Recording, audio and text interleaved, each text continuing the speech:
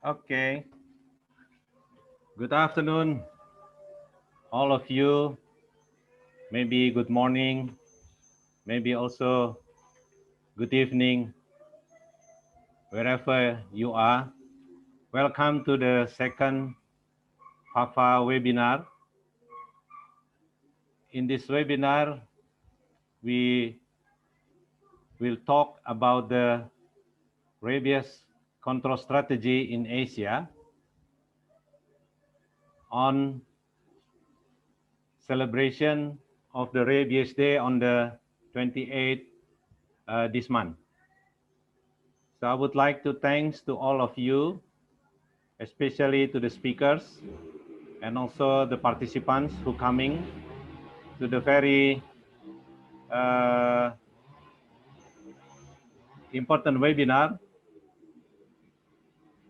And please, I hope all of the speakers will talk with very nice and will be useful for all of us.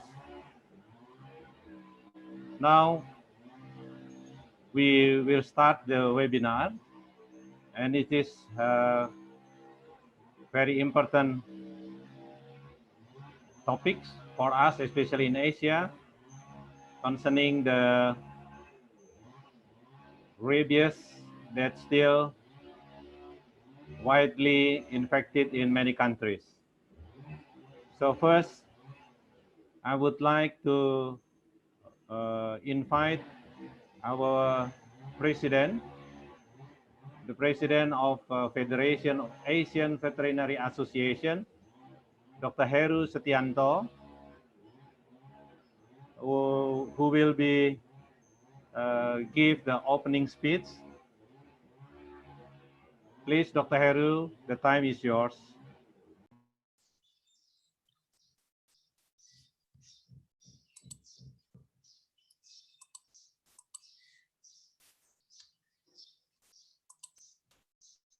Okay, thank you, Dr. Bambang. Bismillahirrahmanirrahim. Assalamualaikum warahmatullahi wabarakatuh. Good afternoon, everybody. Praise be to Allah, most gracious and most merciful, for His blessings and mercy, so that we can together establish friendship in today's webinar forum. World Rabies Day was set up in 2007 to raise global awareness about rabies, to provide information on how to prevent the disease in at-risk communities and support advocacy for increased efforts in rabies control. It is held annually on September 28th with events, media outreach, and other initiatives carried out by individuals, professionals, organizations, and governments from the local and the international level. In order to realize FAFA's mission, namely to enhance the quality of life of the people in the region through responsible animal care and welfare by a unified professional association, and also to celebrate World Rabies Day 2020, FAFA again held a webinar with the topic Rabies Control Strategies in Asia. Rabies continues to be endemic in most parts of Asia, causing more than 30,000 human deaths annually and contributing to almost 50% of the estimated global rabies burden each year. Although effective tools for its prevention and control are available, human rabies continues to persist in Asia, where approximately 94% of cases are associated with dog bites. Annually,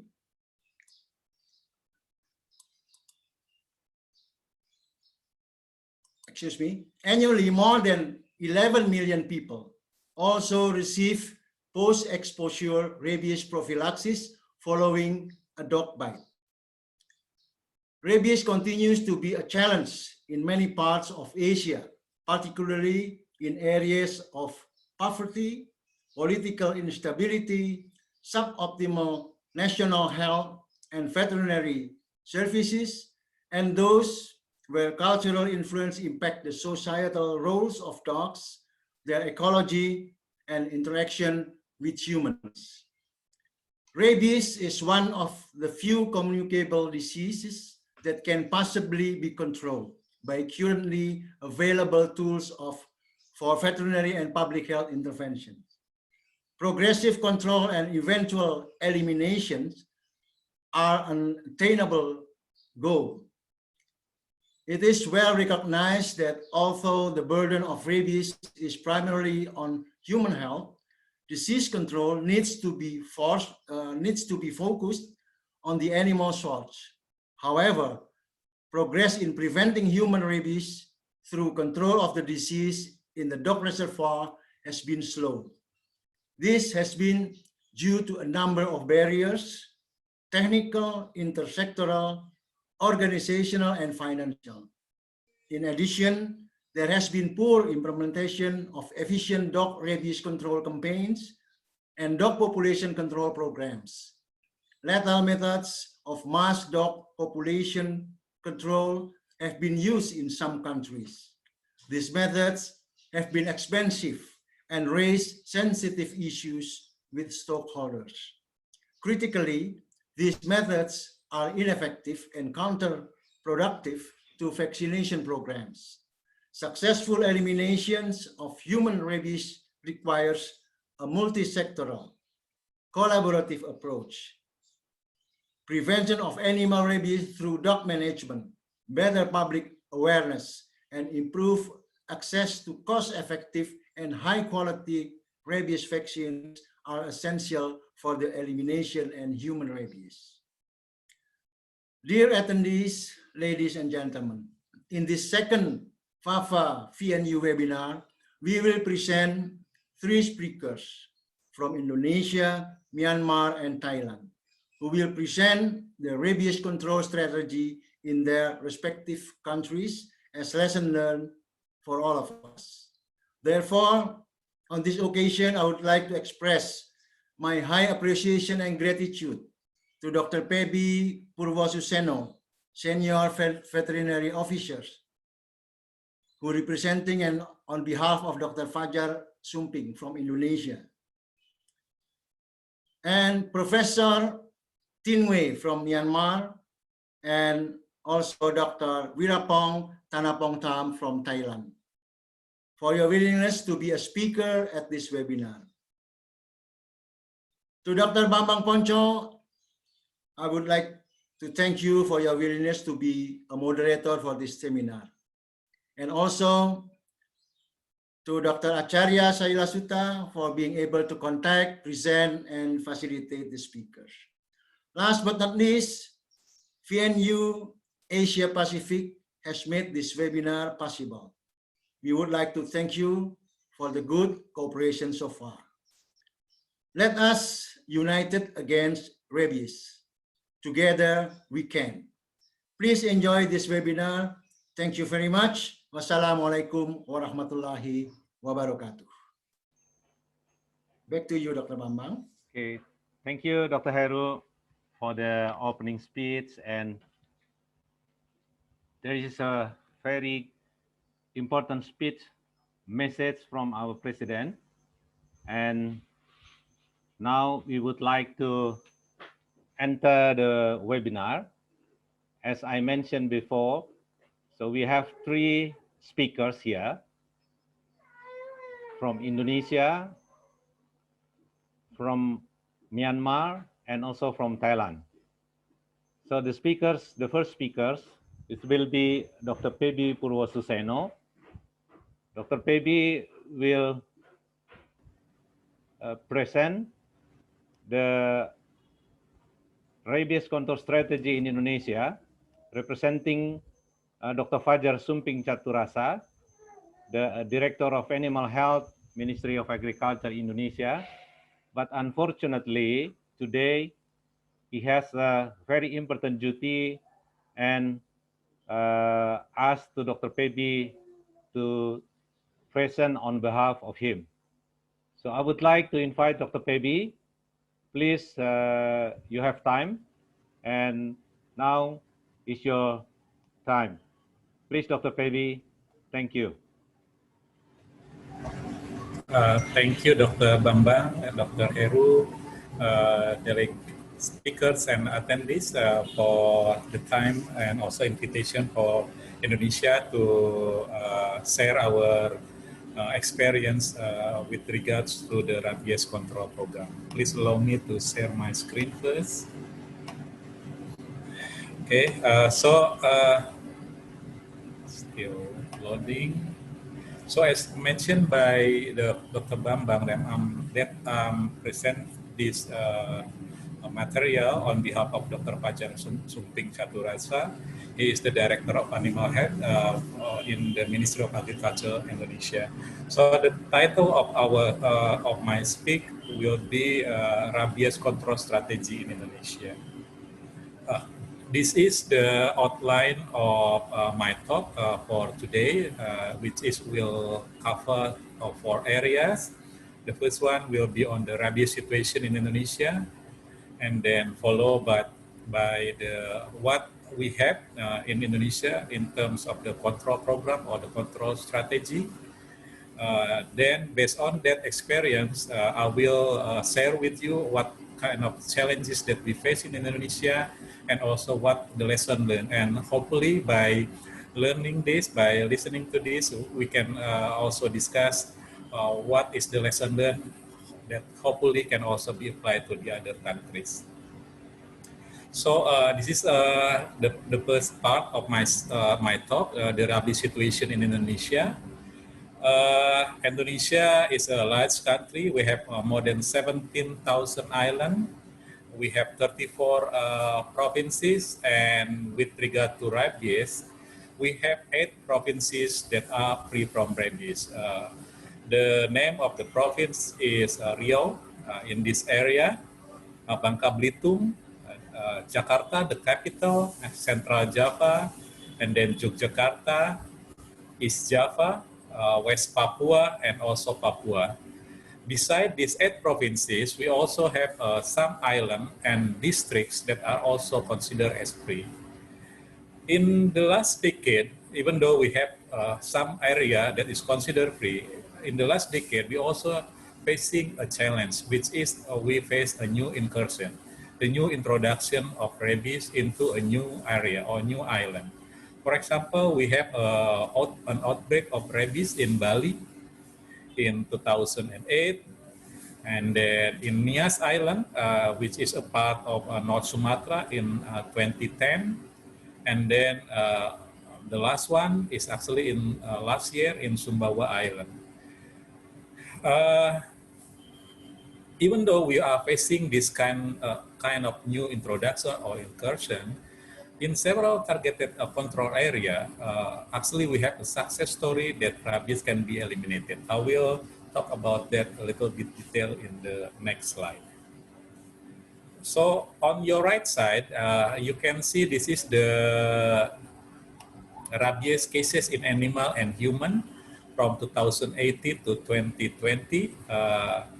You can see that the data on 2020 is not yet completed because not all provinces already send the report to us, and also the data is until June.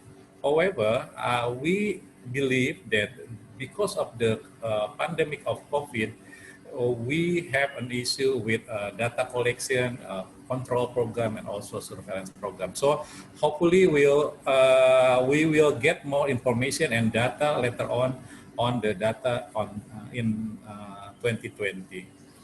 Usually, annually, we have an annual cases roughly around 100 human death because of rabies, and the number of cases in animal is actually up and down, and because of new incursion, but in the other case, we also can eliminate disease in some area. For example, this is some of the list of islands free from rabies through our control and surveillance program. The first one here is Mentawai Island in West Sumatra, Meranti in Riau, Enggano in Bengkulu, Weh Island in Aceh. We also have Pisang Island or Banana Island in Lampung. Then we also have a success story in Tarakan, Nunukan, and Sebatik Island in North Kalimantan, Tabuan Island in Lampung, and the last one is actually Malakehi and several islands that is actually a part of a district in North Sulawesi. So basically, this is the situation in Indonesia. We have a success story, but we also have some lesson learned that new cases is actually happening in a new area. So with all that kind of issue, problem, and also target, in 2019, all of the ministry that is actually involved in rabies control program sit together, and we agree to develop a One Health roadmap for national rabies elimination by 2030. So this is actually in line with the target in the global. The vision is actually to achieve Indonesia free from rabies by 2020. The mission is to gradually reduce and ultimately eliminate rabies in human in Indonesia through a continuous mass dog vaccination and post-exposure prophylaxis. The target is elimination of dog-mediated human rabies in Indonesia by 2030. So how are we going to achieve this? This is basically the concept that how are we going to achieve this. This is the, all the component that is actually needed to achieve and the target of elimination by 2030. But this kind of program should be integrated and also have to be sustained. There are components needed for this integrated and sustainable rabies elimination. As I mentioned earlier, mass dog vaccination is a key to success if we want to achieve elimination. There's also a PEP, vaccination in human, that is also need to be available. We also have to increase the awareness of rabies and understand the ecology and the behavior of dog. And last but not least, the importance of integrated bite cases management. I will talk a little bit detail about this, some of these aspects in the following slide. In this One Health roadmap for national rabies elimination by 2030, there are 8 components that is actually included and needed to make sure that we can achieve the target of elimination of dog-mediated human rabies. The first one is actually we need to eliminate the disease in dog, and then we have to have a program to prevent rabies in human, and then we need to strengthen the rabies surveillance both in human and animal.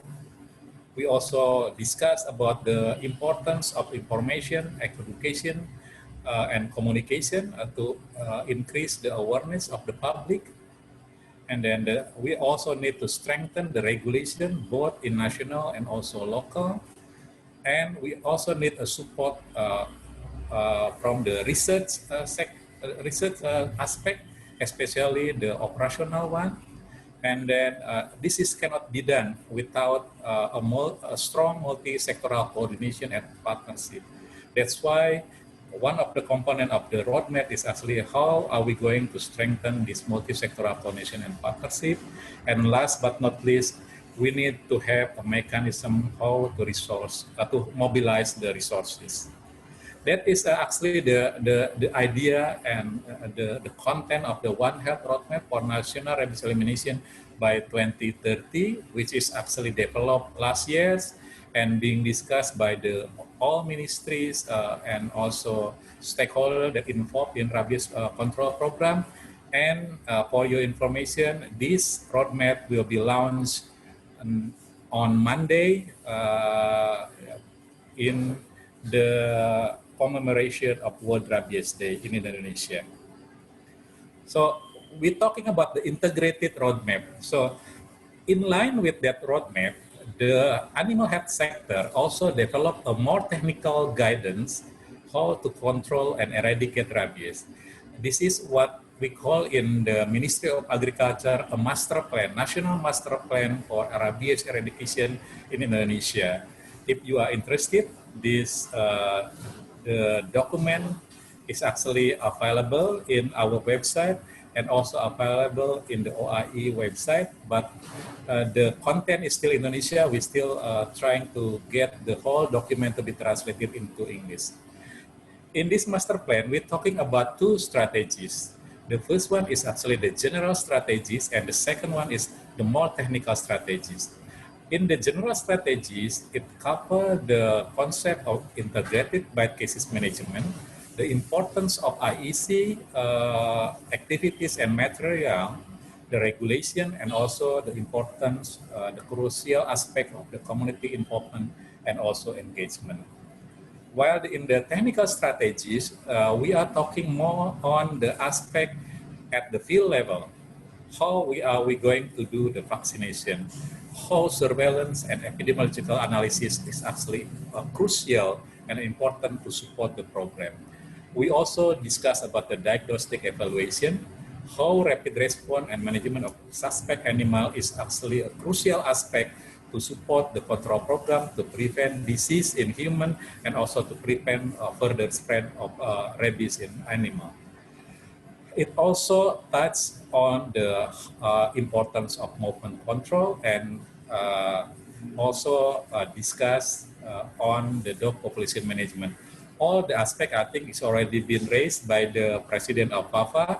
So basically we are in line with all the things that is actually agree in the global, regional, and also at the national level.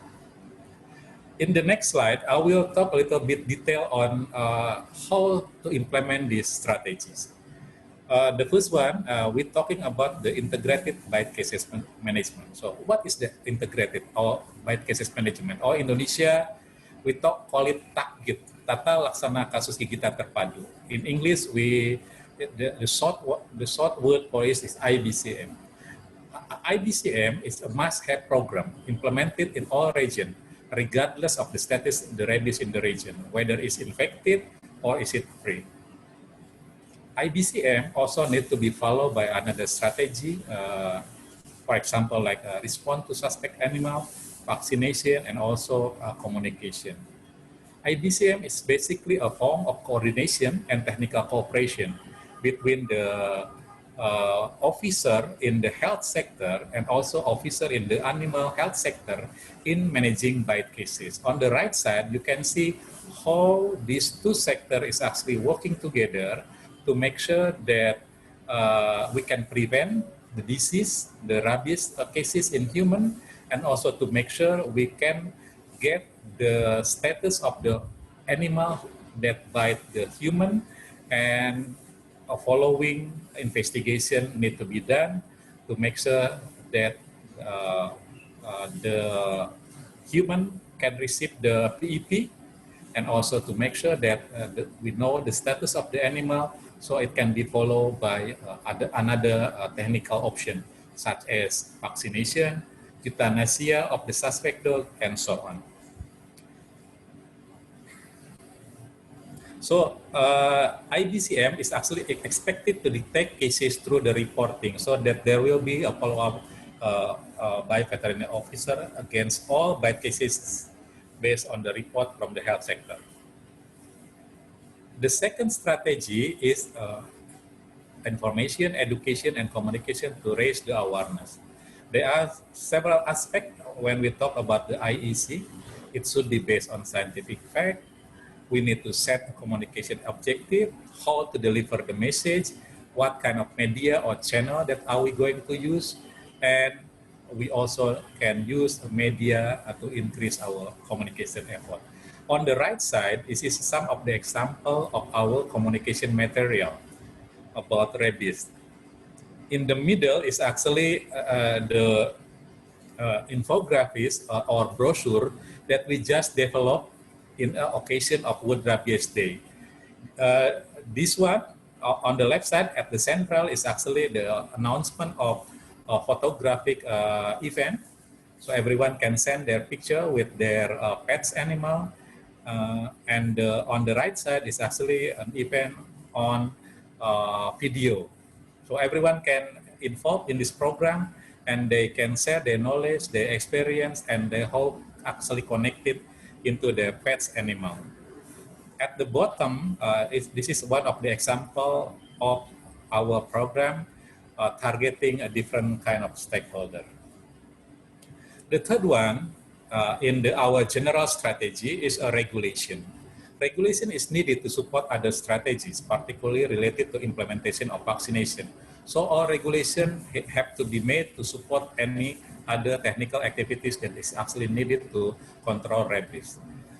All regulation must be in line from central up to the local level. This is some of the regulation and policy development in central to support the program. For example, like we have a new instruction of the President of the Republic Indonesia, number 4, 2019, concerning the capacity building to prevent, detect, respond, disease outbreak, global pandemic, and so on. We also have a guideline on cross-sectoral coordination when we are facing extraordinary event or outbreaks of zoonosis and emerging infectious disease that also include rabies in it. We also have a Minister of Internal Affairs regulation on minimum service standard that is actually targeting for a zoonosis control program. We have I mentioned earlier, we have a One Health roadmap for national rabies elimination strategy, and also we have a national master plan for rabies eradication. On the right side is some of the example about some of the local regulation that is actually being produced. For example, on the top is they're talking about government regulation at the local level for rabies, and at the bottom here is actually one of the example of the local wisdom in Bali, where they can have a cultural regulation that is actually more powerful than the formal one. The last one, when we're talking about the general strategy, is actually the community involvement and engagement. Community involvement is including all stakeholders that is very important to support the eradication of rabies effort. For example, like we can involve hunting organization, animal traders, general public, and for this community involvement to be effective, we need a strong material and message by using the IEC. And we can design this IEC material based on our need. Who is the target audience? I can share with you some of the picture here. On the big one is an information about, this is the hunter, pig hunters that is actually we engage, so they are participate in the rabies vaccination program. Previously, they are refusing this vaccination program because they consider when we doing the vaccination, it make their dog weak. But by using a good IEC material, by using a good approach, they are willing to participate in the vaccination program. At the bottom here this is one of the example of how we are collaborate with other sector. This is the vaccination program in Bali, where we also involve the army and also the police. Now we are going to speak a little bit detail on the technical strategy. The first one and the major one, as mentioned by the president of FAFA, is vaccination. Vaccination is major technical strategy. I think everyone agree on this. In Indonesia, mass vaccination is actually conducted in area with eradication target. For example, like in Bali and Sitaro. But we also have another approach, which is a targeted vaccination conducted in area with target to control disease and also emergency vaccination following positive cases. To support this vaccination program, annually we provide more than 1 million doses that support the vaccination program for the province. This is just to top up the vaccine availability or the procurement at the local level. But we also take note that this number of doses is not yet enough. So that's why we need the master plan that we are going to use to advocate the policy decision maker to give us more support in terms of rabies eradication program. Another example when we talk about the vaccination program is in Bali, we established a group of rabies vaccination team, or we call it an A team, that can provide example how to do an effective vaccination campaign. We bring this kind of approach from Bali and introduce it to other area in Indonesia. Not just in Indonesia, for example, we bring our A team to visit Vietnam, and then we give a training in Vietnam. And a couple of years ago, we also bring our A team and do the same thing in Singapore. The second technical aspect of strategy is surveillance and epidemiological analysis. Surveillance is a key index for success of any intervention program. By using surveillance, we will know about the rabies epidemiology situation, monitoring and evaluating progress, managing potential occurrence, and also we can use the data to calculate the cost effectiveness of control effort. To support this surveillance and epidemiological analysis, we, Indonesia, have a national integrated animal health system called Integrated Animal Health System and Information. We call it e-sickness. We use this e-sickness for reporting and also data analysis. This need to be supported by the national, regional, local veterinary lab capacity to test for rabies, and we also have one national reference lab for rabies. The third technical strategy is the diagnostic evaluation. Indonesia have one national reference veterinary lab for rabies, which is located in West Sumatra, the Disease Investigation Center Bukit Tinggi. This lab is actually provide services not just to share their expertise in terms of rabies diagnostic, but they also have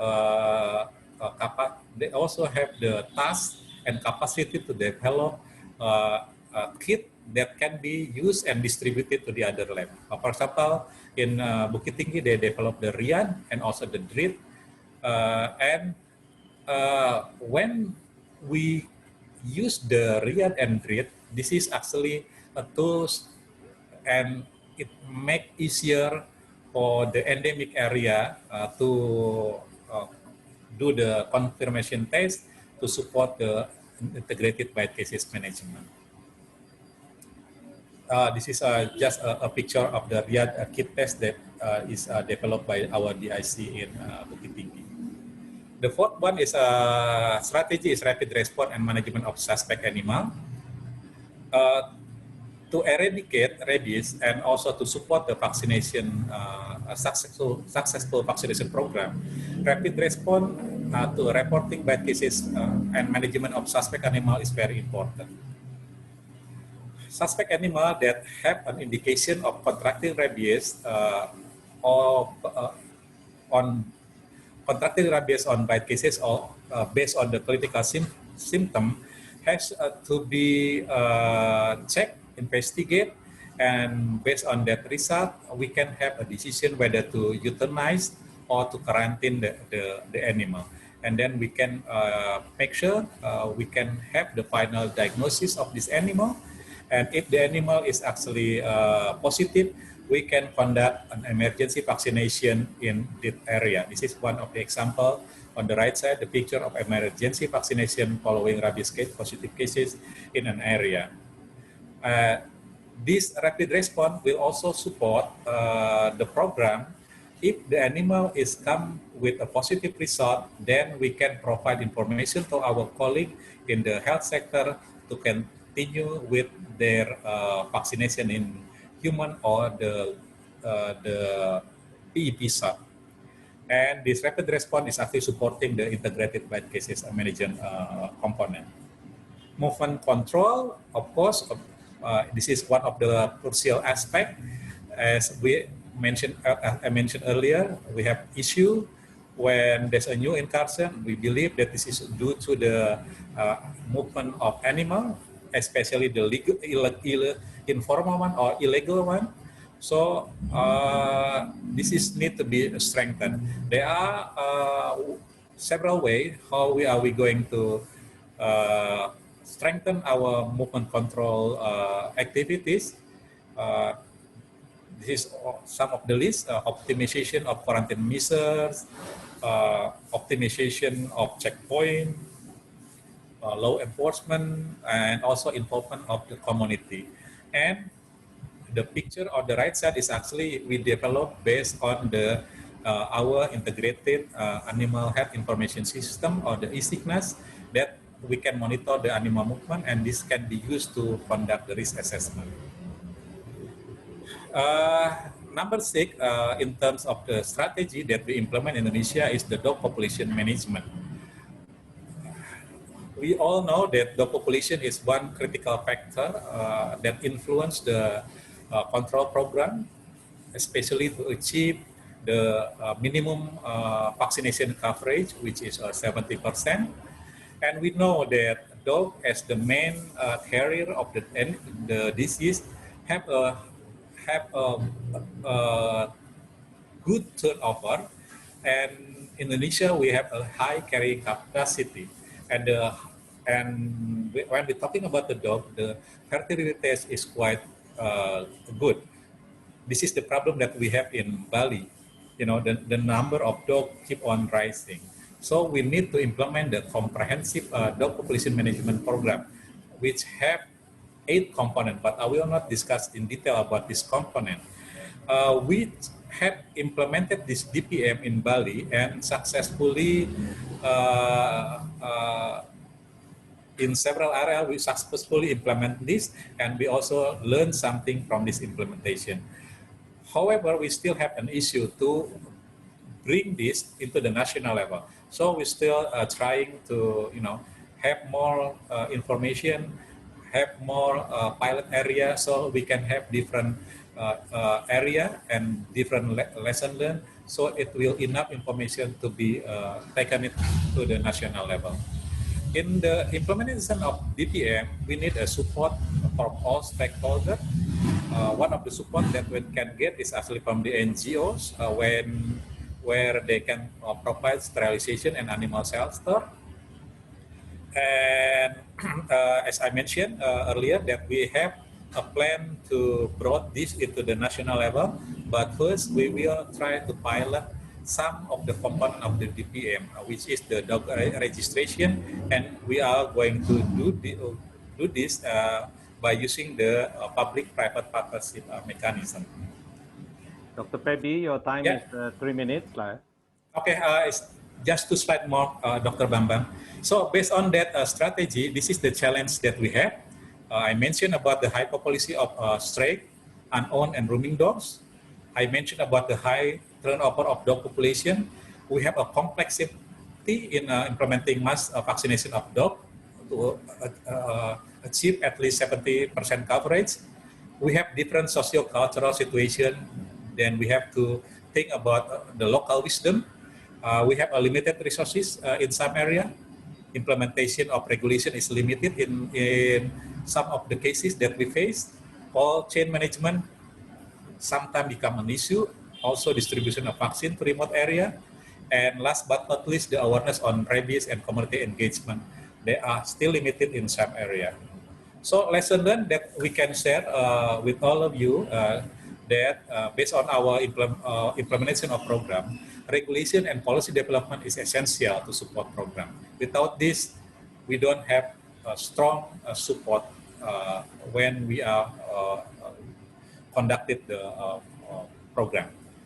The establishment of rabies coordination team or the TCOR Indonesia at the central, provincial, district level is important. So it will inline the policy from the central down to the local one, and this is also good to collaborate, communicate, and also to coordinate in terms of the rabies control program. The third one is partnership with other stakeholders is crucial to expedite the control of rabies to achieve elimination of dog-mediated human rabies according to our target. Dog population management and dog registration is important to support the vaccination campaign and rabies elimination. And last, the integrated bite cases management or the IBCM is powerful strategies to detect cases and also to prevent cases in human and further spread of rabies. And with that, I would like to thank all of you for your time listening to our experience in Indonesia. Thank you. I will stop my screen sharing and offer to you again, Dr. Bambang. Thank you. Thank you very much, Dr. Pebi. It's very interesting and very nice presentation from Dr. Pebi, sharing on how Indonesia developed the strategy for controlling rabies in animal. Of course, this is very challenging, and we heard from the presentation of the PB, there is so many factors involved in this strategy. So, but I realize that maybe you want to ask, participant want to ask to Dr. Pebi, but please keep the question. We will continue to the second speakers, and we will have a panel discussion in the end of the session presentation. So now, thank you, Dr. Pebi, for the very nice presentation. Now, I would like to invite the second speakers. The second speaker is Dr. Wirapong Tanapong Tham. Dr. Wirapong Tanapong Tham is the current position is acting for senior expert on zoonotic control, Bureau of Disease Control and Veterinary Services from Department of Livestock Development, the Ministry of Agriculture and Cooperative of Thailand. Is experience in rabies, and also he hold the DVM, hold the Doctor in Agronomic Science and Biological Engineering from Belgium, and Master of Science on Tropical Medicine in 2003 from Thailand, and also the Doctor of Veterinary Medicine from the Faculty of Veterinary Medicine, Kasetsart University in 1998. So Dr. Wirapong will talk about the rabies control strategy in Thailand. Dr. Wirapong, the time is yours, please. Okay, thank you very much, Dr. Bambang, for introduction. Okay, first of all, we would like to thank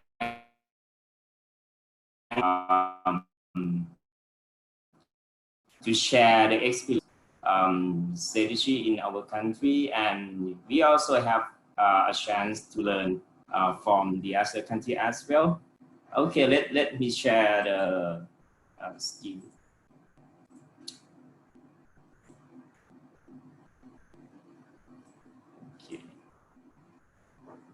Okay.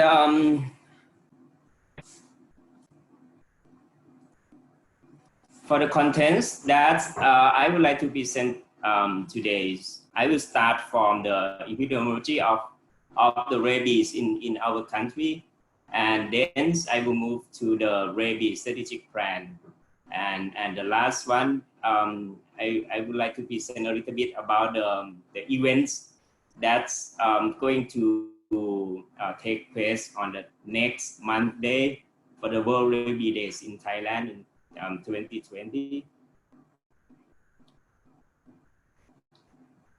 Okay, I start from the situation of rabies for the past 3 decades in Thailand. You can see the line chart is the situation of rabies in human cases, and on the right side here is the bar chart. Here is the animal cases, and this side is the number of animal cases, and you can see that the trend of rabies in Thailand have been decreasing. And you can see that in the past 30 years, we have higher than 4,000 cases of the animals, but and we have the almost 100 human died from rabies for the 30 years ago. And at the moment, we have a few cases. It's a pity that we set up the goal that in this year, in 2020, there is no human die from rabies, but it's a pity that we had 2 cases in this year, and hopefully for the rest of the year, no more cases. And next, I would like to show you the distribution map of the rabies in our country. And you can see this is a scale of the number of cases. And in 1995, it's about 25 years ago. You can see we can find rabies everywhere throughout the country, especially in the central plain of Thailand here. This is a provincial maps, and some area in the south of Thailand. The situation is better and better. You can see here the area quite smaller and smaller. And for the last 5 years, you can see that we have the situation of the rabies.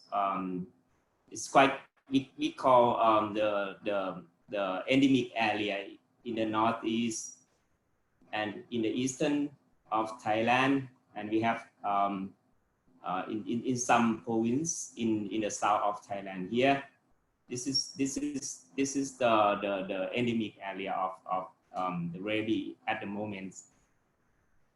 And you can see the characteristic of the animal rabies in Thailand.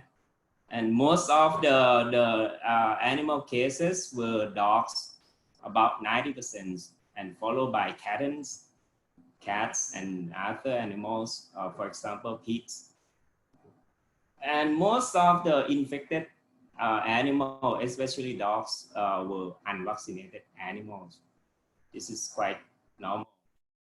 And when we investigate more in the more detail for the outbreak area, for the high risk area, this is the investigation data about 3 or 4 years ago, and we look into the problem in the areas, and we can divide the circumstance to be three areas. Start from the here. You can see the point here. The green one is the location of the rabies, and this is the first area is the rural area. This is the village surrounded by the agricultural area here, and the second circumstance is the suburban area. This is like a resident area and housing estate. And the last one is the urban area. It's a city and a lot of buildings. This is, we can divide the circumstance of the outbreaks here. And we found a different problem in different circumstances. For example, in the rural area, This is the house that found the infected dogs, and we found that there is no fence between the neighbor, and the problem is the dog can prey each other all the time, and this is the other problem is the people here, they wait for vaccine from the government only, and because of the dog can meet each other all the time, and we found a high turnover rate in this area. For the second circumstance is a suburban area. We found that there is fence, but the problem is the fence cannot prevent the dogs bite between the inside and the outside dogs. This is a problem, and we found that some owner, they do not vaccinate their dogs because they believe that they keep the dog inside the house, inside the fence, and can prevent the disease, can prevent the rabies from the outside. This is some the owner believe like that. And the last area is the urban area. I think it's normal in the other place over the world for the stray dogs. The problem of the stray dog in the city, and we found the problem as well in the outbreak area, and this is quite difficult to restrain and vaccinate them. Okay, and we also study about the risk factor in the outbreak area, and the KAP. KAP is a knowledge and attitude and practice of the owner, of the animal owner in the outbreak area. And we found that non-vaccination is the risk factor. This is not surprise. And we also found that the people there, they have like moderate to good knowledge about the rabies, but some issue is quite to be concerned. For example, just only 31% that know that the puppy dog must be fully vaccinated at 2 or 3 months, but we have about 70%. They don't know that the first time of vaccination for the puppy, and someone, they don't know that the rabies can show the depressed side, because they thought that the rabies might show the fullest side. This is a problem, and someone they believe that the rabies occur just only the summer. Even the case occur in December, but they said, oh, just in the summer. But it's not true. That we need to improve this. For attitude, it's quite they have high attitude, and they're ready to conform to the government's recommendation. And for the practice, yes, it's quite moderate practice. It's like the problem that we found, especially in the rural area, like no restricted area for pets. This is about 84%, and they don't control the number of their pets, about 60%. I think this is related to the income. And we also study about the spreading ability in the outbreak area, and we found that one infected dog can spread the virus to 3 dogs. It's called reproductive ratio. It's about 3.3, and we learn from the outbreak. We learn from the study what should be improved. Obviously, the vaccination is very important, And from the spreading ability, we found that at least 70% of herd immunity can stop the outbreak. This is correspond to the WHO recommendation. And the second one that we need to improve is surveillance and response. This is very important. That's if we can detect and control the suspect case as quick as possible. This is increase the chance to stop the spreading of the rabies. This is what we learned from the outbreak. And the third one, population control. We found that in the outbreak area, sometimes we do not control the population, and we found the new puppies or the new dogs introduced to the population area, to the population. And most of the new ones, they are the unvaccinated dogs, and this reduce the herd immunity and cause the higher risk or higher chance to infect. Sometimes in the outbreak area, we still have the export dog in the latent period, and sometimes they do not show the clinical sign at the moment at that time. But after that, when they show clinical sign, and they can bite and spread the virus to the other animal, especially the puppy.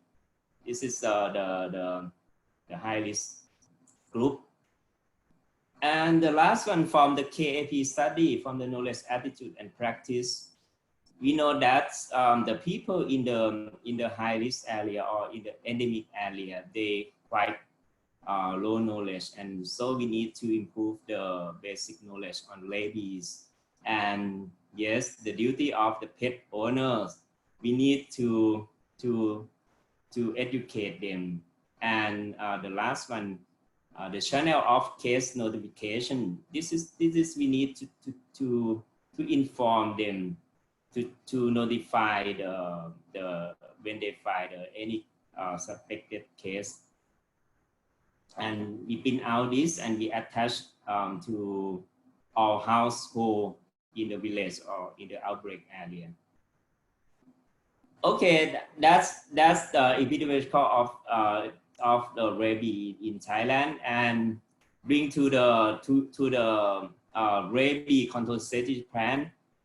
We have at the present plan is the 4-year plan during 2017 to 2020, and in this strategic plan there are 8 strategies and cover all the topic that I mentioned earlier, and we can separate to be 2 sectors for the rabies in animals and the rabies in human.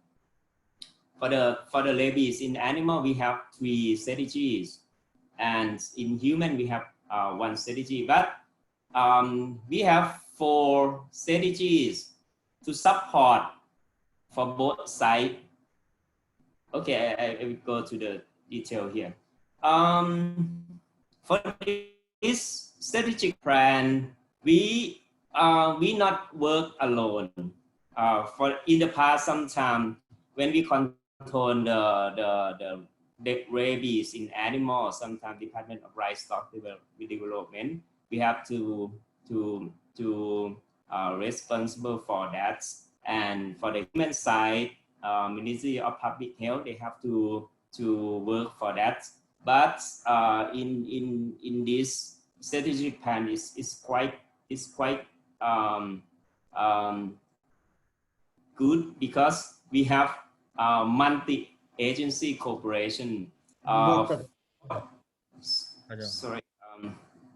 For each strategy, we have the main responsible agency responsible for that strategy. But in each strategy, we also work together under each strategy. For the first one, surveillance, prevention, and control of rabies in animal, we have the Department of Livestock Development to be the leader of the strategy. And for the management of animal shelter, we have Kasetsart University to set the standard for the shelters. And for the driving levy activity in the local area, we have Department of Local Administration in charge of this strategy.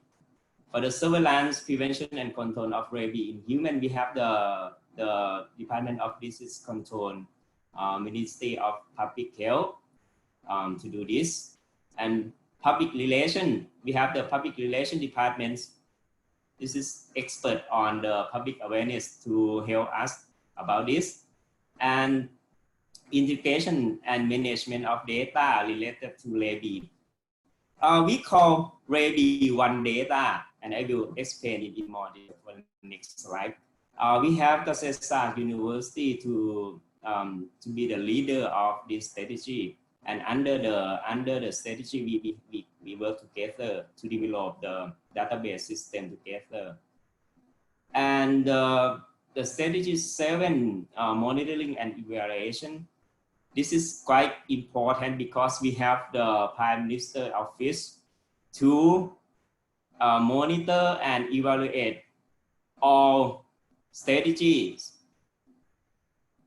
And the last one, development of innovations and technological transfer. We have Kasetsart University to appropriate research funding to other agency. If we need to do the research project, we propose the proposal to the Kasetsart University. This is I will explain in more detail. Okay, and this is very important because we have so many agencies with different ministries work together. We need a great leader to lead us. And we're quite lucky that we have the National Committee to drive the strategies.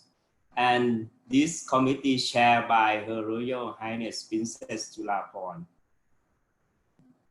Okay, I will pick up some activity under the strategy to present. This is pick up the important one and interesting one. For example, rabies one data. This in the past, in different organizations, different agencies, we have our own database system. But in this plan, we need to combine the database to be one database. And in this database, we collect the data about the pet population, dog and cat population. When the local administration, when they survey the dogs and the cat, they have to register, they have to key in the system. And the surveillance data, in this system, the people, if they find any suspected case of the rabies, they can inform, they can notify via the system. And for the surveillance from laboratory, they have to key in the data to the system as well. And in the system, we share the data with the human side because they have their own data for the surveillance data or dog bite data, and we need we share the system. And the system, when the case or suspected case or the confirmed case report to the system alert to the responsible officer, and they have to go to the field to do the investigation to control the outbreak, and they have to correct the data as well for the investigation data, and they have to key in the data to the system. That's we have almost all data in this system. Normally the system analyze automatically, but sometimes we use the data to do more, like we use the data for the prediction. This is prediction. And we use the data for a daily report. Sometimes the authorized person or the relevant person, they need to see the situation in the application line, and sometimes we analyze in one page report and save in the picture file and send to the in the line group. And this is the relevant person. They can know the situation, daily situation.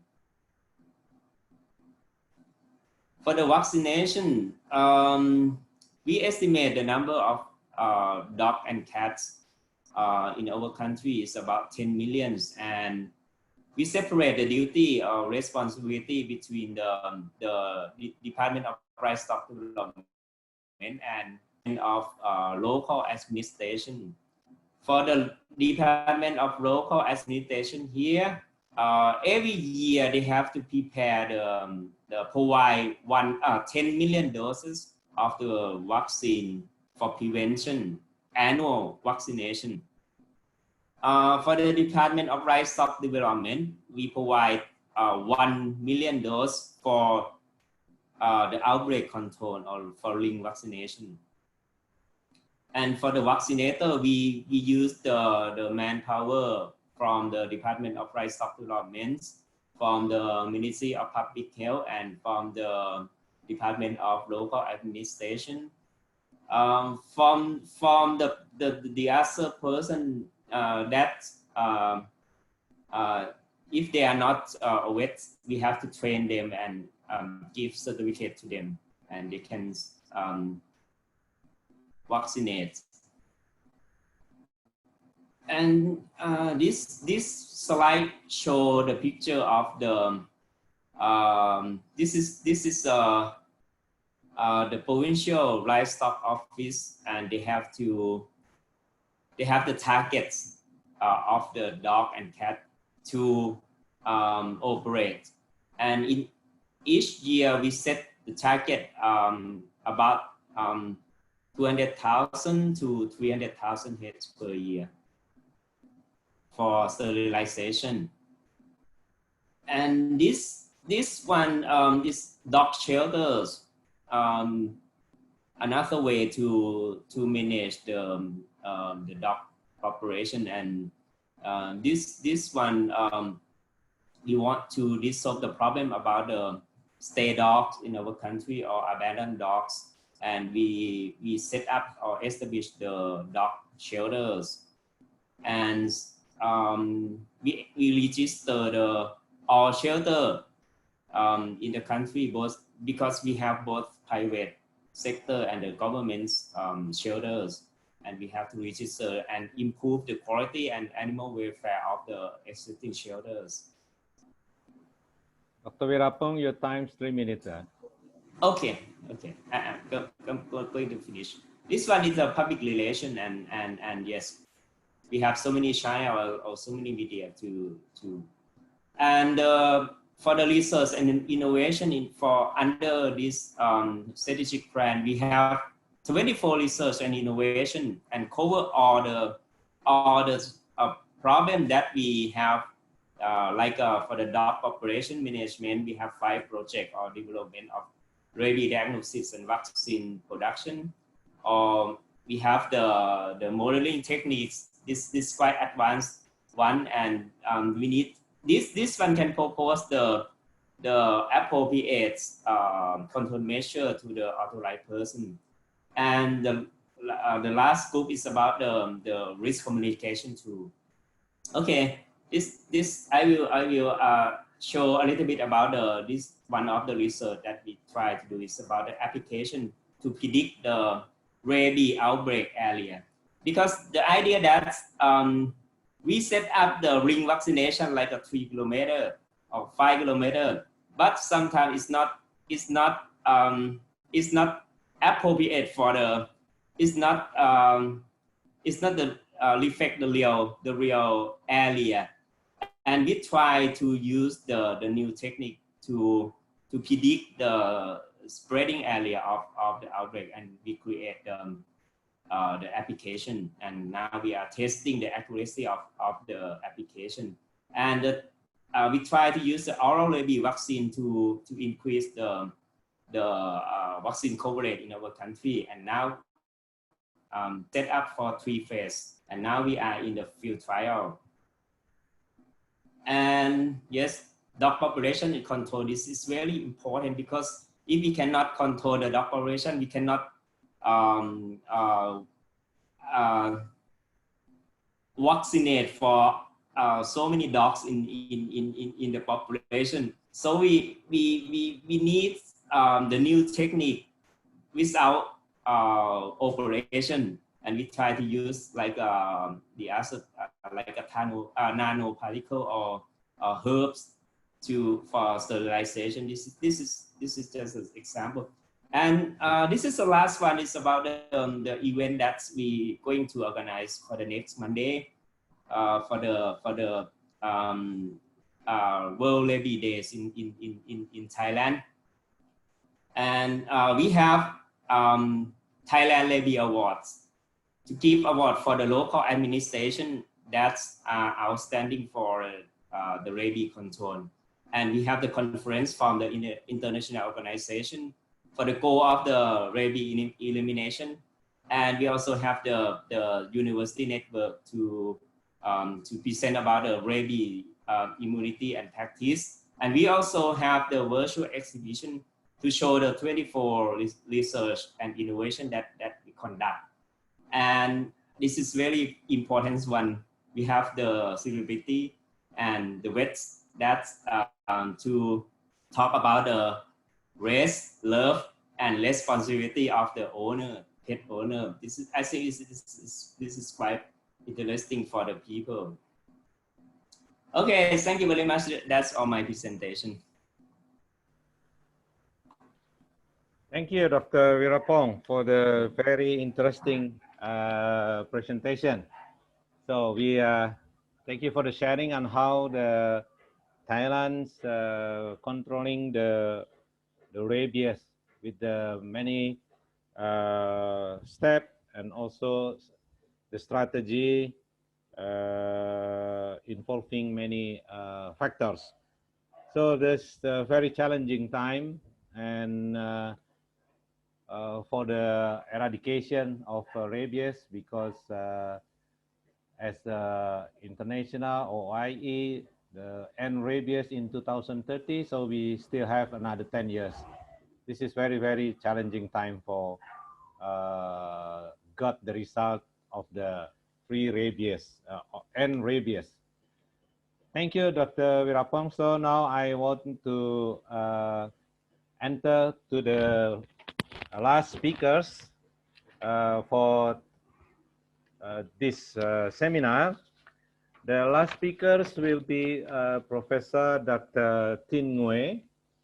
Dr. Tin Nguyen is President of Myanmar Veterinary Association, and he's got the BVS from the University of Veterinary Science and graduate School of Agriculture of Hokkaido University in Japan for the master and also PhD. And he has also many awards and also professional experience. So now we are waiting for Dr. Tin Nguyen for presentation on how the rabies control strategy in Myanmar. Dr. Tin Nguyen, the time is yours, please. Thank you very much, Dr. Bamban, for your invitation to join the webinar. I'd like to share my PowerPoint.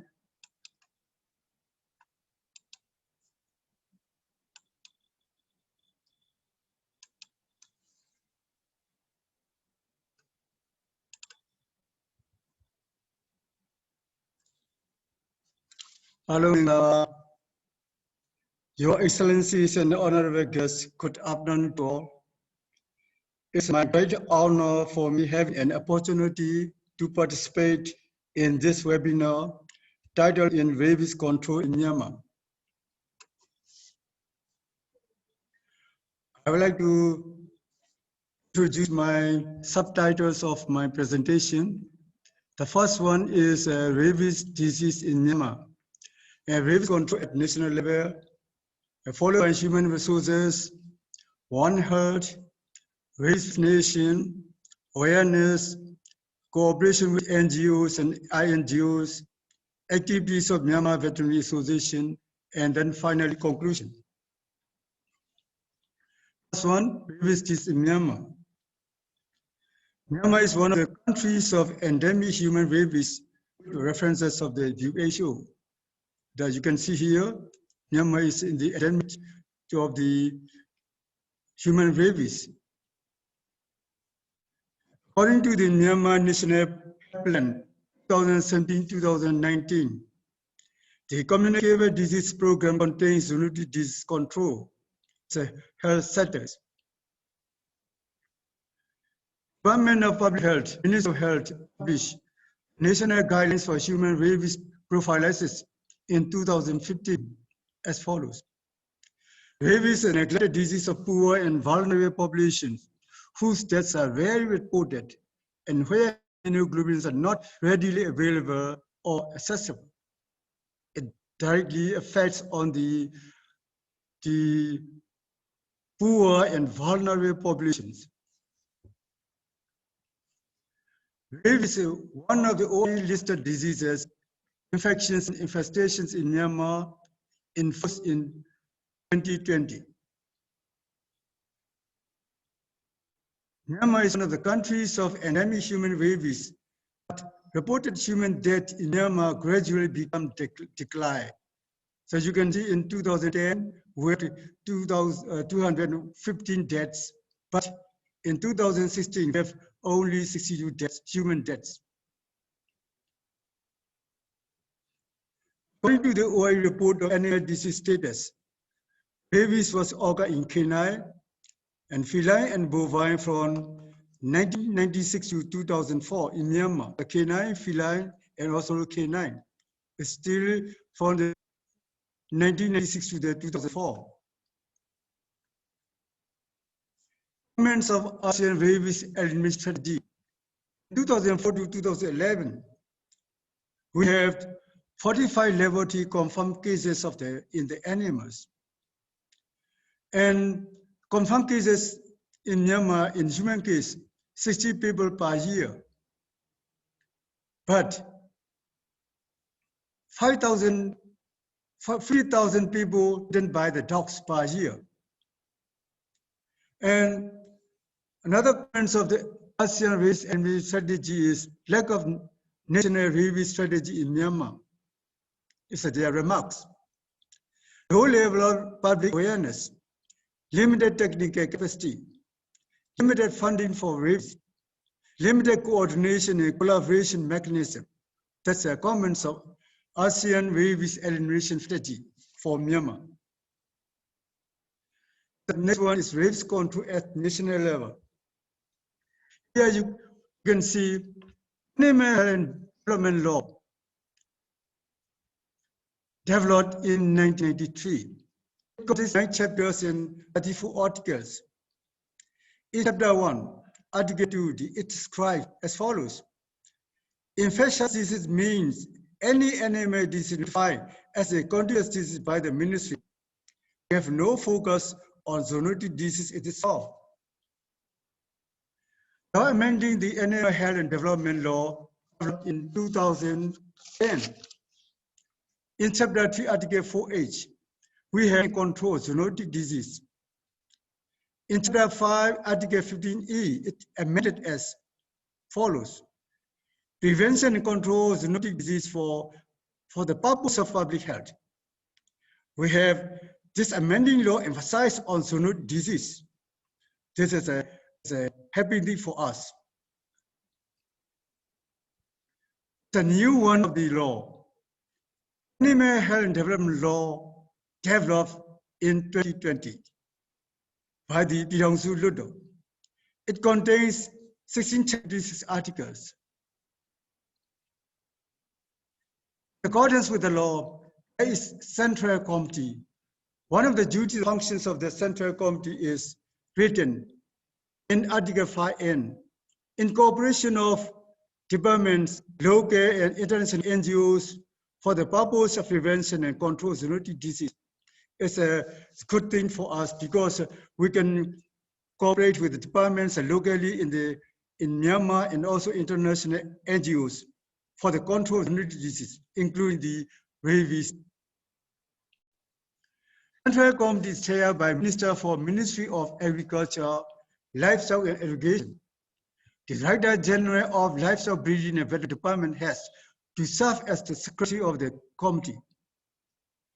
Personnel from other government organizations not affiliated to DG, representative of Myanmar Veterinary Council, representative of Myanmar Veterinary Association are members of the Central Committee. Then we can focus on this issue.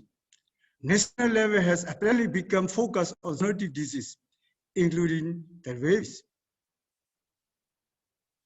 Parliament. I've been a member who is one of the veterinarians table a motion on setting up a scheme in cooperation with departments, local, international NGOs to reduce rabies infection at the meeting 11 regular session of 2nd Ludo 2019. The motion was discussed and recorded in Ludo. The rabies disease has been emphasized in the public official. The discussion was participated with some veterinarians, some the doctors, and some the social dealers in the parliament. What rabies disease in 2019 was presented by His Excellency Dr. Angdu, Minister for Ministry of Agriculture, Livestock and Irrigation, and His Excellency Dr. Mya Lee Singh, Deputy Minister for Ministry of. It's very interesting because it leads to the One Health, and the human doctor and also the veterinarians are doing the cooperation. National policies of rabies control. Development implementation of ABVDS as follows. Myanmar National Plan Rabies Elimination in DAO 2018 to 2030, in line with ARES, ASEAN Rabies Elimination Strategy, and Global Stop pillars. In 2030, zero rabies vision implementation focusing on mass tox vaccination and awareness. ABB has been closely cooperated regarding rabies control with Fopos International Coordination. Yangon City Development Committee law by Yangon Region in 2018 to be able to control the stray dogs. They shall capture, detain, and even destroy the animals that are dangerous to humans. They shall establish animal shelter at the public to establish the animal shelters. The human resources. You can see the number of veterinary teaching staff at the University of Veterinary Science, UVS. We have 88 teaching staff, veterinary teaching staff in the university. Out of them, 36 are PhD holders, and out of them, 36 are master holders. In specialized in public health staff is only 5. And it's very low to emphasize the rabies and the. We have over 5,700 graduates in the 2019. The graduates are year by year increasing, gradually increasing. Anywhere veterinary graduates UVS we can see here. Average about 200 graduates annually in 2014 to 2019. It's around about 200 graduates each year to contribute the country's demand. Numbers of veterinary profession in Myanmar is quite here. As you can see, in 2019, total veterinarians are only 3,600. government vet around about 1,000. And private vets are around about 1,500. But it is a very low in around about 150 staff in the training institution, including University of Veterinary Science. Current numbers of veterinarians at the LBBD, you can see here, in 2012 to 2019, about 1,000 vets are employed at LBBD. From the 2012 to 2019, we have the round about 1,000 vets there. One health. Rabies War Veterinary Award, we have got War Veterinary Award 2011. Since a decade ago, NVA has tried to conduct rabies awareness and vaccination activities and won the War Veterinary Award 2011 by promoting the theme of rabies prevention. NVA is keeping extending its activities by collaborating with LBBD, Myanmar Alliance for Rabies Control, DOPH, and Technical Working Group for Rabies from Human Health Medicare Professionals. NVA members actively participate in rabies control activities through awareness talks, vaccination, and stray dog population control. Here, I would like to introduce one of our veterinarians, who is Dr. Swenyi. One of members of NVA won the Poster Award title in One Health Activities of Myanmar Veterinary Association, Veterinary Congress, Korea 2017. So we thank for Dr. Swenyi and we are very proud of you. It's a public-private veterinarians link with the Myanmar Veterinary Medical Association through the conferences, workshops, panel discussion, and seminars like this in the photo. One health strategy workshop was held in Ecuador in 2016. It's participated by the veterinarians and also the health sectors and the NGOs and also the international NGOs. The One Health workshop. The Vice President of Myanmar Veterinary Association and Prof. Dr. Tintinchi, 1,000 bedded General Hospital in Ecuador, co-presented rabies control in Myanmar.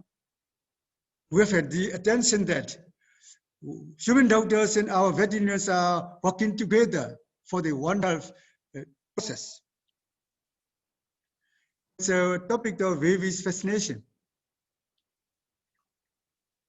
Number of dogs in the whole country is over 70 million, estimated based on 2014 human census. We have rabies vaccination campaign by LBBD in 2019. We have the vaccination campaign such as Movi and Nyangku and Central Dry Zone and also the southern part of the Myanmar and also the districts of the townships of the Nebido. The coverage 100,000 doses vaccinated. Doses of rabies vaccine aided by international agency. We have 200,000 doses in 2019.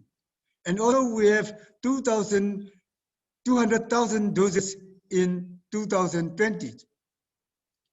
By the 8th of the 4 Post International through the OIE Regional Rabies Vaccine Bank for Asia. 30 million in Myanmar chats allocated from union budget for the rabies. The rabies vaccine distribution for animal use Myanmar. I'm sorry, I cannot present the whole data for the full data of Myanmar importation and distribution of the rabies vaccine in Myanmar. But I choose 3 of the company limited who deals veterinary and livestock products and drugs. For over Myanmar subsidy, we have the near 120,000 doses is distributed. And also in the 2019, for the Yinzhou Company Limited is around about 100,000 doses are imported. And also Company Limited, we have the roundabout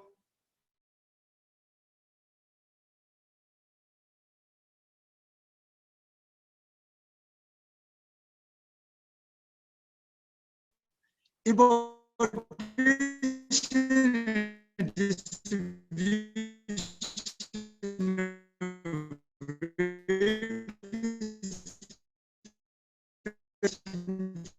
for enemies become increased.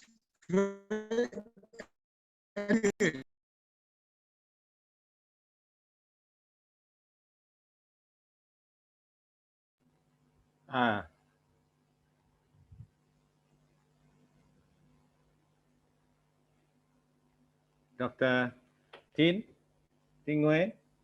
So I think it's a freeze of Dr. Tin Wei. So we waiting for a moment.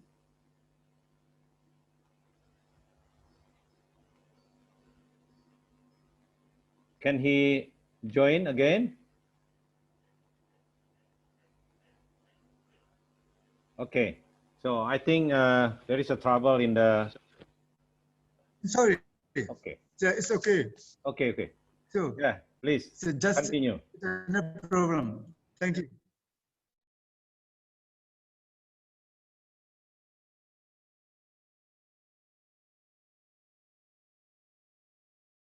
Thank you.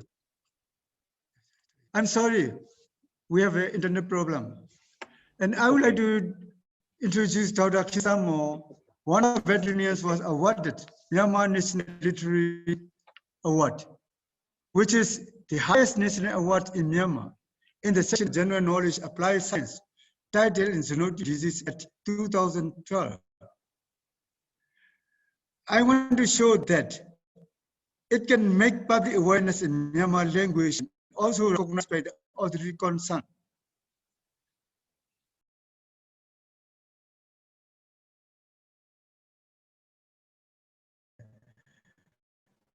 The first president of MVA also won the Sapi Bakeman Manuscript Award 2014. She wrote so many articles regarding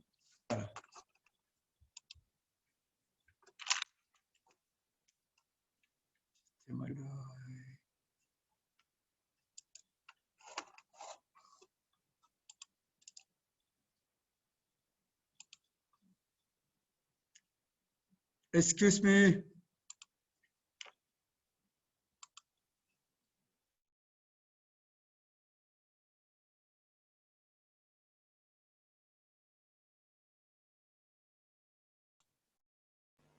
Excuse me.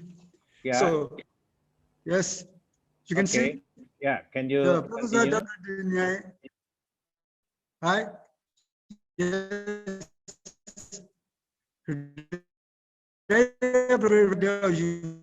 Yes. And the past president and also won the Sabi Bakeman Award in 2004. She wrote so many articles regarding zoonotic disease, including rabies, as a public awareness to the media in Myanmar language. It's very important to make awareness of the public. We have the panel discussion in commemoration of World Rabies Day 2019, sponsored by MVA. The topic is rabies. What does Stray Dogs Elaborated sponsored by Elaborated? Because stray dogs problem is a very important in Myanmar. So many stray dogs in the street, and how can we control these stray dogs? So it's a very difficult to vaccinate the stray dogs. It's a heavy work. So, stray dogs problem in Myanmar, some of people feeding of stray dogs on the streets. Dog lovers not don't like the stray dogs to make a runway because they love the dogs. But it's a question, how much do you love dogs? Is it, do you know, is it dangerous to the human? Great problem in Myanmar. And the panel discussion, we have 4 panels. Okay, I think there is another problem of the internet connection of that Tingway. So we wait 1 minute or 2 minutes for the reconnection of Dr. Tingway. Dr. Tingway? Yes, sir. I'm you have. sorry, I'm sorry. Okay, it's okay. You have 3 minutes left. You have how much left? 3 minutes. Yes. Okay, please. Yes, I'll run through. And cooperation with, this was, and some of veterinarians is one of the veterinarians actively participated in rabies control. He was awarded by the Young Veterinary Encourage Award in the Indonesia. And it's a discussion of the mayor, vice mayor of Yangon City. We discussed ABC project in Yangon, rabies vaccination, and also to establish veterinary aid to animals to promote the education and animal welfare. Vice Mayor of YC is visiting the surgical operation site. One of the Vice Mayor's election campaign promises is to reduce the stray dogs population and dog bites. So he's very interested in rabies control. It's the birth control dogs in 2019, the UBS. We have round about 200 ovary hysterectomy and 200 for castration. The estimated cost for male dogs to 20 USD and 30 US for per bitch. It's a very expensive for Myanmar to control this like this. Fear combination ABC project with WS, we discussed to do stray dogs survey in Line Township for the graduate thesis. And it's a Japan Veterinary Medical Association scholarship 1-year training program with MVA. We have 2 veterinarians selected for that scholarship. And K9, Yangon K9, one of the NGOs in Myanmar, it's a vision to make Yangon and whole livelihood a secure city for the community, as well as reduce health risks derived from our population of stray dogs. And that's one of the MVA cooperated by the other township for the castration and for the sterilization. The township is 15 kilometers far away from northeast part of the Yangon region. And it's active the UVS and Wow Rabies. You can see some of the students are participating in rabies vaccination and through the media by interview. And active the Myanmar Veterinary Association. And we have the especially 9 objects in our Myanmar Veterinary Association. 1 or 2 of them, I would like to mention. 2 participate in activities of countries, 1 health consortium. 2 create linkage cooperate with international coordination enhancing academic capacity. Here is a live membership we have live membership, ITAM membership. We have around about 900 live membership in our MVA, and we have the round about 300 in live ITAM membership in our MBV. About 25% of veterinarians are MVA membership, and MVA is encouraging other vets to become MVA membership. And here activities of the MVA, the Mandalay region. They are doing the vaccination and they participate in vaccination, rabies vaccination. Dog population in Mandalay is 100,000, and 4 dog shelters in Mandalay region carrying about 1,000 dogs. And here's activities of World Rabies Day by Myanmar Veterinary Association by Sunset. One stray dog rescue center carrying about 30 dogs. You can see here they are cooking some of the foods for the dogs in the dog care center. We want to show an annual meeting in Myanmar Veterinary Association 2019. About 400 vets participated in the meeting. Senior area veterinarians also presented. 1 minute. Livestock veterinary products. 1 minute. Okay, thank you. Clinical instruments about the animals. And this is a paper reading sections. And this is a prize awarding giving sections. And it's our medical veterinarians who struggle to improve the veterinary fees with their very limited facilities. Conclusion. We need law enforcement such as registration of pet dogs, control of stray dogs population, regular vaccination and vaccination campaign, catch new vaccination return, awareness, animal shelters. Before this presentation ends, my special acknowledgement goes to Father and those of all who support and help me for this presentation. Thank you very much for your attention. I'm sorry for my inconvenience internet access. Thank you very much. Okay, thank you, Dr. Tingwei, for the very interesting presentation and also the information on how the MVA involvement in the National Myanmar Rabies Control Strategy. Okay, now we are going to the panel discussion. So I would like to invite all speakers to switch on the camera. Okay, there is some question in the question and answer chat. I hope you already read, and I also read that some of you are already answered the question. So I would like to give the first to Dr. Peby for the question and answer the question, and also a little bit explanation of the question. Please, Dr. Peby. Thank you, Dr. Bambang. There are 4 questions. Is actually directed to me. The first one is from Dr. Acharya. It's about how to apply the cold chain management for rabies control. So in Indonesia, we have developed a cold chain standard for vaccine delivery from factory to the local vet office. The vaccinator team also received a training program that is actually built in the vaccination campaign.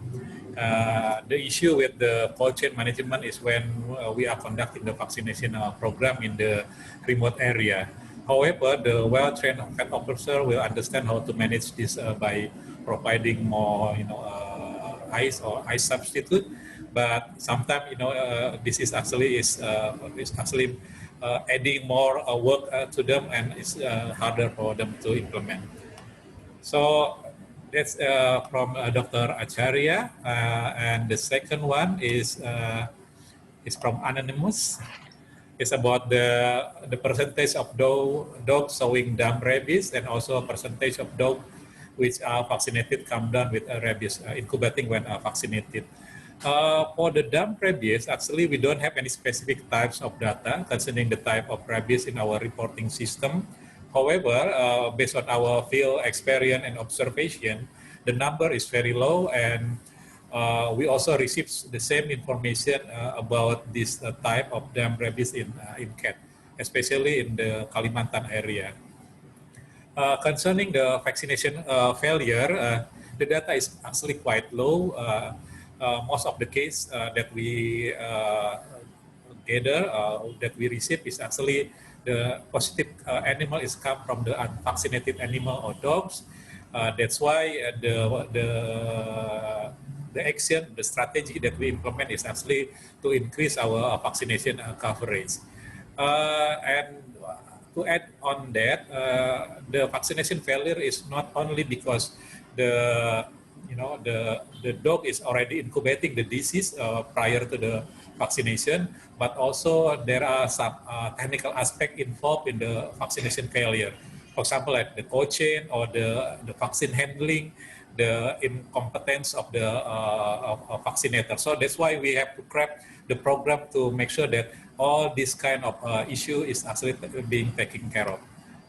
The third one is from Bapak Darsono. It's about the rabies vaccine program in animal. Is the availability of rabies vaccine become an obstruction issue in rabies elimination in Indonesia? Yes, that is correct. Rabies vaccine availability in Indonesia is one of the issues that we face. And in the roadmap that we developed with other sector and with the other ministry, we already calculate the minimum number of vaccine needed to conduct the vaccination program to achieve elimination by 2030. And we will use this as a basis for our advocacy to get more support and also resources, not just from the government, but also we would like to invite all stakeholders, private sector and other stakeholders that is actually concerned about the rabies issue to also join the program with the government to eliminate rabies in Indonesia by 2030. And the last one is from Dr. Wilaiwan, asking about the more information about the working on stray dog with the Army program and also community engagement. It is very interesting, so can be applied with their work as an NGO. The reply to that is we engage Army and police originated from the village or work at the village. So besides we get the support from the villager when we are conducting the mass vaccination campaign, we also will get continuous data and information from the village because they live and also work in that village. And we also work with the community in other areas using a local wisdom and cultural approach in applying the communication. In Indonesia, we have the program designed based on a local area specific. So what we do in Bali is going to be different approach when we are applying the program in, for example, in Flores. However, the technical aspect remain the same. We need to target more dog to be vaccinated with a target of at least 70% coverage. We have to implement IBCM, but how we are approaching the community, how we are approaching the stakeholder is going to be different based on the cultural and social aspect of the community. I think that's all, Dr. Bambang. Thank you. Okay, thank you, Dr. Febi. I would like to give the next to Dr. Wirapong for the question. They took answer of the question. Please, Dr. Surapong. Okay, Wirapong. thank you. I saw just only one question, not specific to Thailand, but for everyone about how to manage rabies in an integrated in the pandemic area, right? Yeah. Yeah. Okay. I think it's quite difficult. Difficult to have the pandemic for the rabies, but okay. In case is that pandemic? For my opinion. Okay. How to manage? Okay. This question. Okay. I want to answer this question for my opinion. For the pandemics, it means that so many countries have the outbreaks in the same time. I think it's quite when we have the pandemic, that means we have the panic. And this is the first thing that we have to manage the panic of the people. Normally for the zoonotic disease, we need to set up the how to say spokesman or communication person first. And this one is very important to communicate with the people about the situation. And surely at the present we have so many fake news, and this is we have to handle the fake news, and we have to have the official channel to report the situation. This is the first thing that we have to do for my opinion. And then because it's the pandemic, we need the cooperation between the organization in the country and the other country and international organization. I think this is very difficult as well, because when we push our duty to the other organizations, sometimes they don't want to do. This is we have to advocate them that this is not the problem of the vets, but this is the problem of the mankind. So you have to help each other to stop the disease or to stop the outbreak.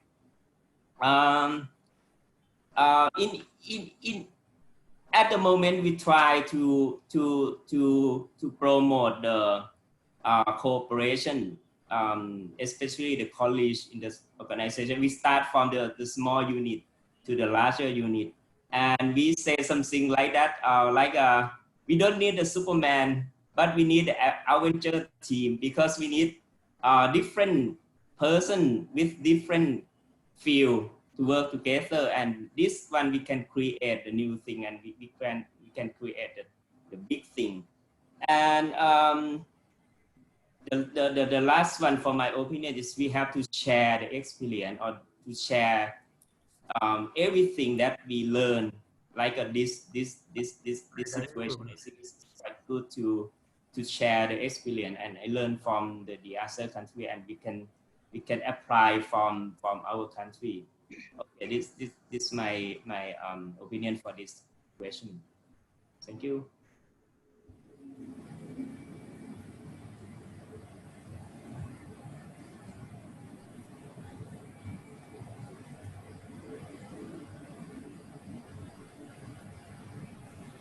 I see no more question for specific to me. Yeah. There is some question. What is the biggest challenge for Thailand to achieve rabies elimination by 2030? I think from my opinion, the most important thing is the dog population control. Dog population control. We are the Buddhist country, and we don't. The problem is we cannot kill the animals, and at the moment they protect by law, and we have to find the other approach for sterilization. This is why we need the research, we need the innovation. If our officer have to do operation every day, we cannot do the other thing, like we have so many diseases that we have to control.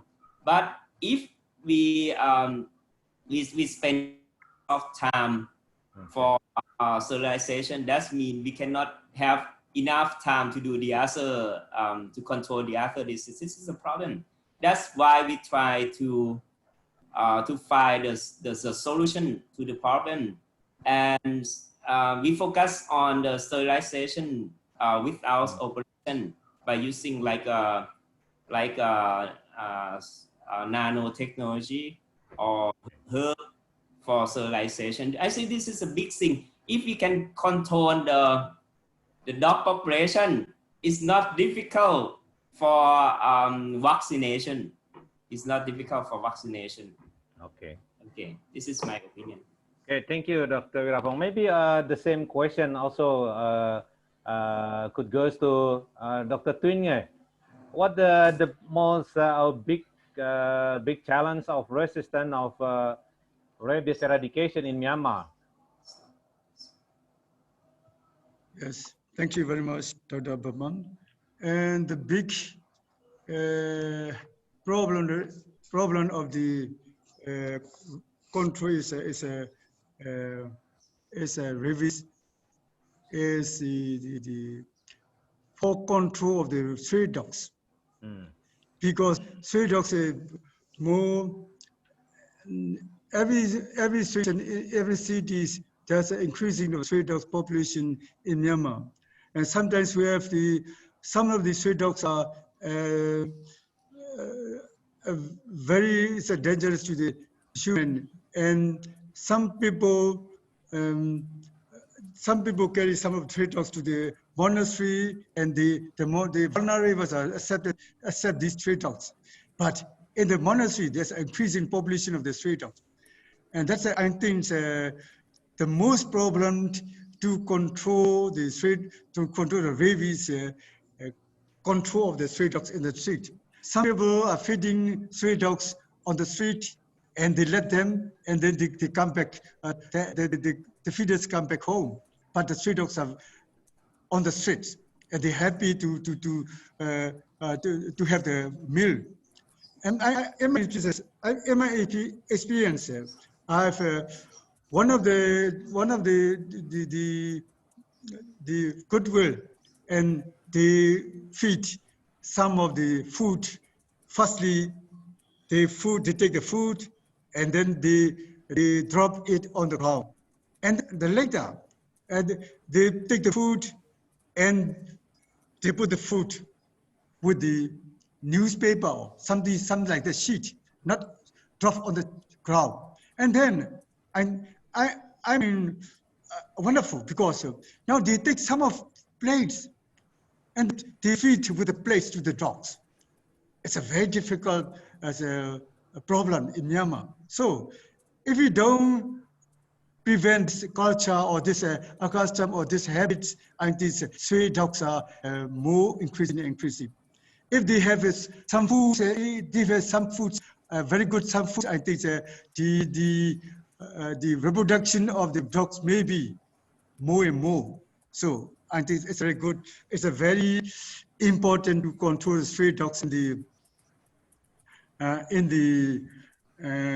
Myanmar. So I have mentioned, as mentioned, we have a legislation in the Yangon city. They can detain, they can destroy in the stray dogs, because it's very dangerous to Myanmar. Yes, a very controversy there. Some of the people they don't like to catch, they don't like to they don't like to destroy the people. They don't like to destroy the dogs. But some agree it's a great problem among the concerned. And then the animal welfare is okay, because we have to vaccinate, we have to catch, we have to vaccinate as a neuter, and we have to return in a place. But some people don't like to return the vaccinated dog to their native place. Why? The question is that who can guarantee the vaccinated dog cannot bite the people? It's still dangerous. We can, if dogs are vaccinated, we can prevent rabies, but we cannot prevent the dog bites. The problem in Myanmar. So law enforcement is very, very important in Myanmar to control the stray dogs and the rabies. Okay. Okay, thank you, Dr. Tingwen. What you explained about the biggest challenge in Myanmar for this controlling strategy of the rabies. So I know very much that many participants still want to ask to the presenter, but due to the limitation of times, so I have to stop this discussion session. And finally, I would like to thanks to all of you speakers, Dr. Pebi, Dr. Wirapong, and Dr. Tingwei. And before I close this, I asked the organizer to to show the slide, to share the slide, the screen. Okay, so we would like to invite all of you to the 21st FAFA Congress next year in Kuching, Sarawak. And please do not forget to register at the www.fafa2020.com. The date will be 14 to 16 October next year. Please be put in your agenda for this date. And the other things, the second is also, next slide, please. We also like to invite you to the Southeast Asia pet industry for the virtual pre-connect. You can pre-registration to the QR code here. It will be on October 14 this year, 9 a.m. to 9 p.m. On the Bangkok time, GMT plus 7 hours. Please join if you want to participate in this event. And the next slide. Yeah. We also would like to thank you to all participants and speakers. And for the survey, we would like you to scan this QR code and please fill the survey. And we need your feedback for our next FAFA webinar. And last but not least, I would like to thank to the VNU for the facilitation of the Zoom link for the today webinar.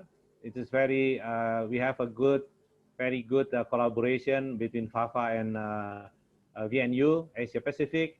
And hopefully for all of you, the participants, what we are talking and sharing from Indonesia, from Thailand, and also from Myanmar on the strategy on how we are controlling the rabies, it will be useful, and we can discuss in the other time.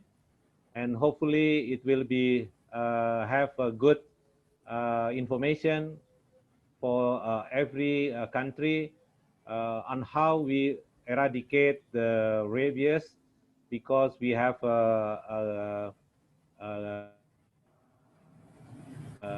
goals that 2030 end of the rabies, and 2030 just only 10 years from now. We have a big challenge, especially in this very challenging time of the COVID-19 pandemic, and also rabies itself, that is a very important disease of animal and also in human. So by this seminar and also our sharing, I would like to end this webinar and thank you once again to all of you, to the speakers, to the participants, and to all of the organizers who make this webinar running well. Thank you very much, and see you in the next FAFA webinar. Thank you. Bye-bye. Thank you. Bye.